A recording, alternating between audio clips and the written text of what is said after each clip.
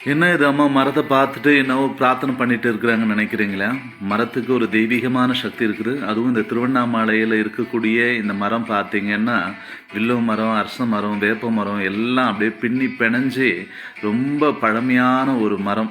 இது பத்ரகாளியுடைய கோவிலுக்கு பக்கத்தில் இருக்குது. திருவண்ணாமலையோட ராஜகோபுரம் பக்கத்தில்.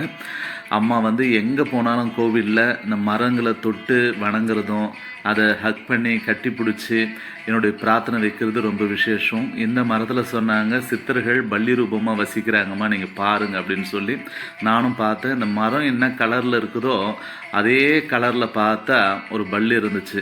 அதுவும் நம்ம பிரார்த்தனை பண்ண சொல்ல அது வந்து ஒரு சவுண்டு கொடுத்துச்சுன்னா உங்கள் பிரார்த்தனை நிறைவேறும்னு சொன்னாங்க. அம்மாவும் பிரார்த்தனை செஞ்சேன். என்ன வேணும்னு தெரியுங்களா?